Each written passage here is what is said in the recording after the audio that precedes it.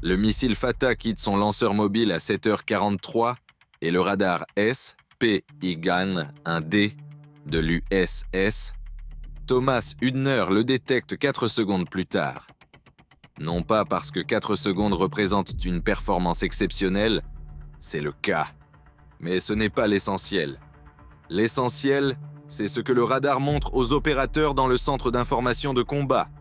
Quelque chose qu'aucun d'entre eux n'a jamais vu sur un écran en situation réelle, en dehors des simulations d'entraînement. Le contact accélère au-delà de Mach 5 et continue de monter.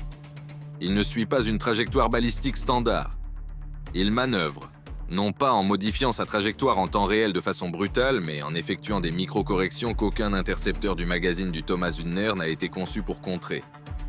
L'officier d'action tactique, le lieutenant-commandant James Okafor, fixe la trace pendant exactement 1 seconde avant de comprendre ce qu'il a devant lui. L'Iran vient de tirer un Fatah. Il dispose d'environ 4 minutes et 30 secondes pour trouver comment arrêter quelque chose qui a été spécifiquement conçu pour être inarrêtable. Le Fatah est le premier véritable missile hypersonique iranien. Il atteint Mach 13 en phase terminale, 13 fois la vitesse du son, soit environ 4400 mètres par seconde. À cette vitesse, la physique de l'interception devient brutalement implacable. Un intercepteur SM-6 doit se placer à l'endroit exact où se trouvera la cible au moment précis de la détonation. Face à un missile subsonique ou même supersonique, c'est un problème résolu. L'ordinateur de conduite de tir Aegis excelle à prédire où se trouvera dans 30 secondes un missile suivant une trajectoire prévisible. Mais le Fatah ne suit pas une trajectoire prévisible. Il utilise un véhicule de rentrée manœuvrant, une ogive capable de changer de direction pendant sa descente terminale, effectuant des corrections de cap réduites mais décisives, qui invalident toute solution d'interception au moment même où elle est calculée. Lorsque le SM-6 atteint le point de l'espace où le Fatah était supposé se trouver, le Fatah est ailleurs. C'est comme essayer d'attraper une balle capable d'esquiver. À 7h44, le lieutenant-commandant Okafor déclenche l'autorisation de tir et le système Aegis commence à construire une solution d'interception. 2 missiles SM-6 sont lancés depuis les cellules de lancement verticales avant à 7h44 minutes et 22 secondes. L'ordinateur de conduite de tir a calculé le point terminal projeté du Fatah sur la base de sa trajectoire actuelle et a assigné les SM-6 en conséquence. À 7h45 minutes et 41 secondes, le premier SM-6 atteint son point d'interception. Le Fatah n'y est plus. Il a effectué une correction de cap d'1,8 degré. Un changement invisible à l'œil nu, à peine significatif dans tout autre contexte. Mais à Mach 13, une correction d'1,8 degré se traduit par 340 mètres de déplacement latéral dans les 3 secondes qui s'épargnaient la solution de conduite de tir de la tentative d'interception. Le SM-6 explose dans le vide. Le second SM-6 est lancé sur une solution actualisée 4 secondes plus tard, et il se passe exactement la même chose. Le Fatah effectue une nouvelle correction, 2,1 degrés cette fois, et l'intercepteur ne trouve rien. 2 missiles SM-6 consommés. Effet nul sur le contact entrant. À 7h46, le système de défense rapproché Phalanx s'active automatiquement lorsque le Fatah pénètre dans l'enveloppe de défense intérieure du navire. Le Phalanx est la dernière ligne de défense conventionnelle du Thomas Hübner. Un canon Gatling de 20 mm capable de tirer 4500 coups par minute qui a détruit avec succès des missiles subsoniques et basses supersoniques lors de dizaines d'engagements. Face au Fatah, il est mathématiquement inutile. Le radar de conduite de tir du Phalanx suit le contact entrant et le canon pivote pour s'engager. Mais la géométrie d'engagement à Mach 13 ne laisse au système qu'environ 0,8 secondes de fenêtre de tir. À 4500 coups par minute, cela représente 60 projectiles en l'air avant que le missile ne soit sorti de la fenêtre d'engagement. La probabilité que ces 60 projectiles touchent une cible manœuvrante à vitesse hypersonique est calculée par le propre ordinateur de conduite de tir du système à 3,2%. Le Phalanx tire quand même, parce qu'il n'a pas le choix. Les projectiles passent à côté. Le Fatah continue sa course. Temps avant impact, 41 secondes. Le lieutenant-commandant Okafor est un officier de marine de 3e génération. Son grand-père a servi sur des destroyers pendant la guerre du Golfe et son père a commandé une frégate dans le Pacifique. Il réfléchit à la défense contre les missiles hypersoniques depuis la rédaction de sa thèse de fin d'études à l'école de guerre navale il y a 3 ans, où il a écrit un mémoire de 47 pages consacré exactement à ce scénario. Un véhicule de rentrée hypersonique, manœuvrant mettant en échec une défense en couche conventionnelle. La solution théorique qu'il avait proposée dans ce mémoire est la seule option qui lui reste dans les 41 secondes dont il dispose encore. Il ouvre l'interphone vers l'officier de contrôle des canons du navire. Toute vitesse avant, contrôle des canons. Il me faut des détonations de proximité aérienne dans un couloir au relèvement 031.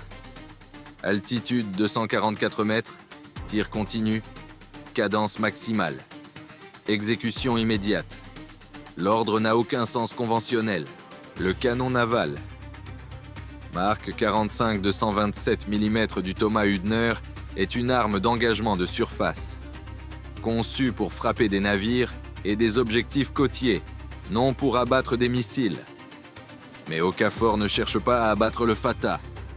Il cherche à accomplir quelque chose qui n'a jamais été tenté opérationnellement dans toute l'histoire de la guerre navale. Il cherche à construire un mur. Un obus de 127 mm à fusée de proximité n'a pas besoin de toucher directement sa cible. Il explose lorsque sa fusée détecte un objet solide dans le rayon létal de fragmentation, environ 15 mètres. À la détonation, il projette des milliers d'éclats d'acier à haute vélocité qui s'expansent dans toutes les directions à des vitesses supérieures à 1500 mètres par seconde. Une seule détonation de proximité crée une sphère de fragmentation d'environ 30 mètres de diamètre, qui n'existe qu'une fraction de seconde avant que les éclats ne se dispersent. Une seule détonation ne suffit pas à arrêter un missile hypersonique. Mais le Mark 45 peut tirer 20 coups par minute en mode tir soutenu. Et si ces obus sont correctement synchronisés, et que leurs fusées sont réglées avec précision, chacun détonnant à l'altitude et au relèvement exact où le Fatah doit nécessairement passer, il ne crée pas une sphère de fragmentation unique. Il crée un couloir, une colonne d'événements de fragmentation superposée à travers laquelle le Fatah doit voler. L'équipe de contrôle du canon du Thomas Hübner cumule 47 années de formation combinée sur le Mark 45. Le maître canonnier, le premier maître Marcus Webb, règle les paramètres de fusée en 11 secondes et le canon commence à tirer à 7h, 46 minutes et 31 secondes. 20 coups par minute. Fusée de proximité. Relèvement 031, altitude 244 mètres. 10 secondes de tir continu. 200 obus en l'air, synchronisés et armés, remplissant un couloir de 40 mètres de large et 200 mètres de long directement sur la trajectoire d'un missile filant à 4400 mètres par seconde. Le Fatah pénètre dans le couloir à 7h46 minutes et 44 secondes. À Mach 13, il traverse 200 mètres en environ 0,045 secondes. Durant ces 0,045 secondes, il passe à travers 17 événements de fragmentation superposés. Les 6 premières détonations produisent des éclats qui ratent entièrement la cellule du missile.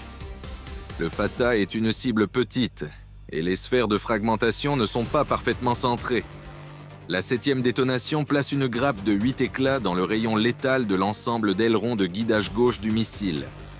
4 éclats pénètrent le boîtier de l'aileron à des vitesses supérieures à 800 mètres par seconde. L'aileron lui-même n'est pas détruit. Il est endommagé. 2 de ces 4 gouvernes sont déchiquetés et l'actionneur contrôlant la 3e est sectionné.